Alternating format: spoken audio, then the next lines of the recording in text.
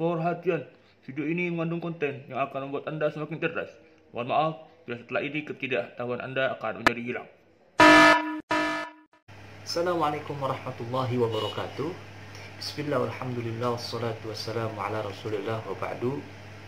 Sahabat-sahabat yang dimuliakan oleh Allah subhanahu wa ta'ala, video kali ini gue akan memperjelas beberapa hal dari pernyataan dan pertanyaan yang masuk ke gue terkait dengan pelaksanaan ibadah saat-saat ketika sedang terjadi wabah corona ini.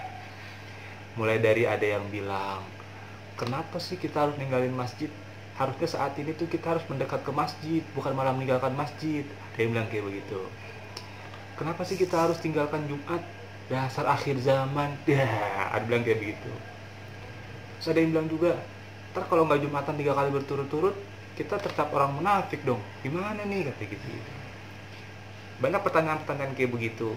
Banyak juga hal-hal di luar itu, seperti misalnya wabah corona ini diciptakan oleh orang-orang Illuminati.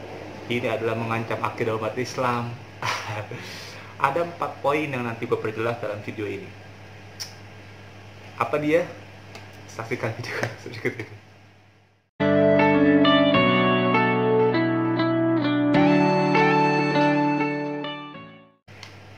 Poin yang pertama yang mau gue perjelas dalam video ini adalah fatwa MUI. Fatwa MUI, kalau lu belum punya draftnya, bukan draft ya, PDF-nya, lu bisa minta sama gue, lu bisa WA gue punya soft copy-nya.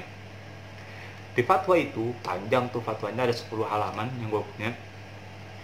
Itu poin yang paling inti ada 2 ya. Yang pertama, bagi daerah yang sudah dipaparkan oleh virus corona ini, maksudnya yang pemaparannya sudah parah gitu, maka diperbolehkan meniadakan sholat Jumat dan jamaah dan mengganti sholat wajibnya di rumah. Yang kedua, bagi daerah yang tidak terpapar atau belum terpapar, maksudnya belum parah pemaparannya, maka tetap wajib melaksanakan sholat Jumat. Perhatikan, bagi yang sudah parah boleh meniadakan sholat Jumat, bagi yang belum parah tetap wajib melaksanakan sholat Jumat.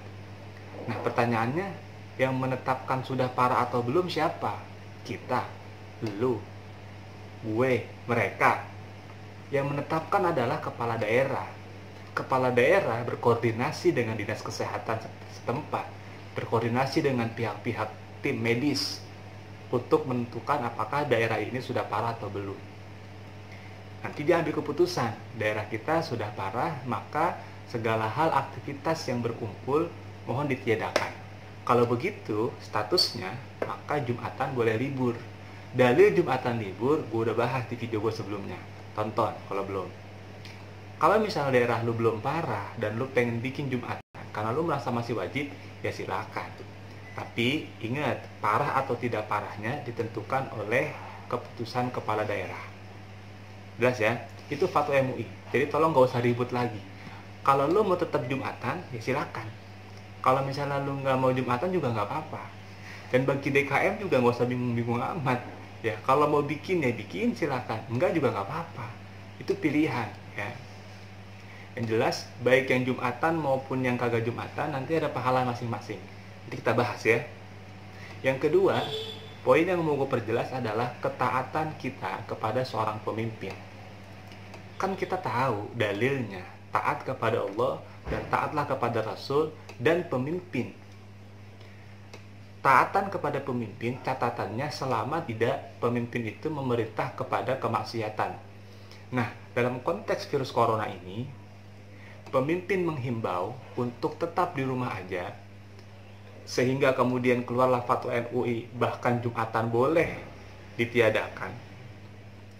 Maka tugas kita harus taat kepada pemimpin, karena himbauan dan anjuran pemimpin saat ini tidak berkaitan dengan maksiat.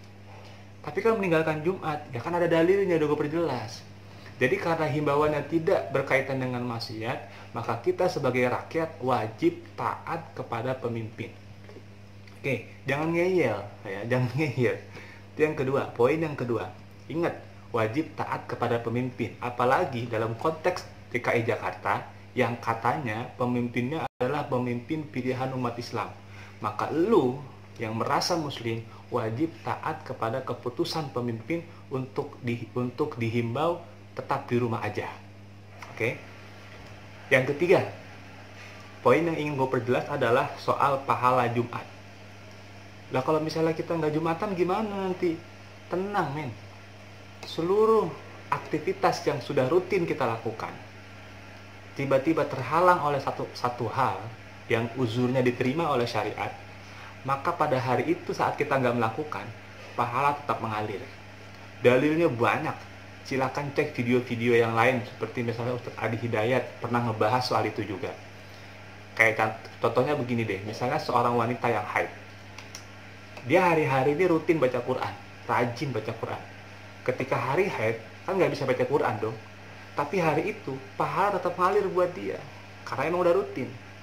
Maka hari ini yang kita yang udah merasa rajin jamaah, rajin Jumat, tiba-tiba terhalang karena wabah, tenang aja, pahala tetap mengalir buat kita.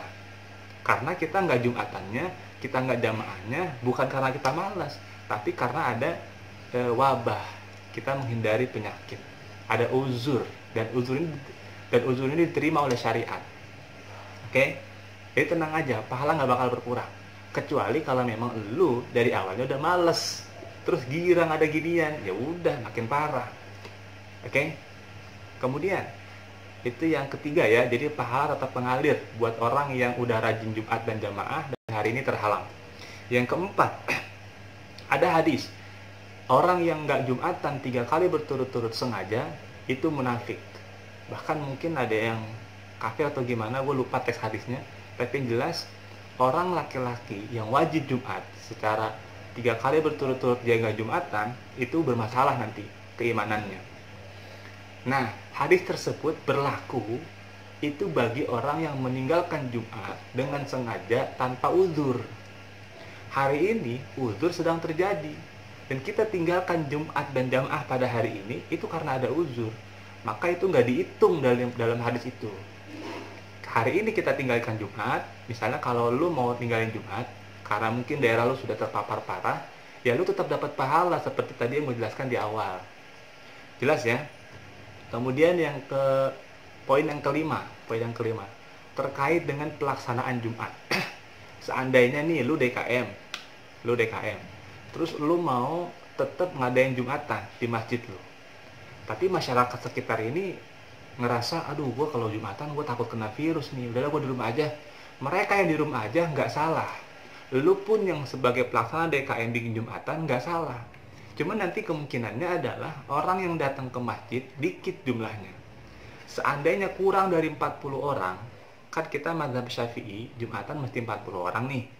Seandainya kurang dari 40 orang, lu punya 2 pilihan. Tetap melaksanakan Jumat, boleh ada kaulnya. Tapi gue nggak bahas pakai kitab dah ya, tak kelamaan nih, gue pengen bikin video singkat. Boleh ada kaulnya bahwa Jumatan kurang dari 40 orang. Apalagi sekarang kondisinya lagi sedang wabah begini, pasti boleh. Atau lu nggak bikin Jumatan, lu bikin sholat zuhur berjamaah di masjid. Boleh ya.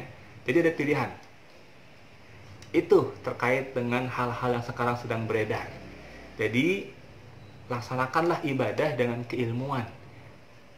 Jumat ditinggalkan bukan karena kita malas, bukan karena kita ingin meninggalkan Tuhan, bukan. Tapi karena ada satu hal, satu uzur, dan uzur ini diterima oleh syariat. Dan syariat mengatur bagaimana teknis pelaksanaannya Jumatan dan jamaah ketika sedang terjadi sesuatu.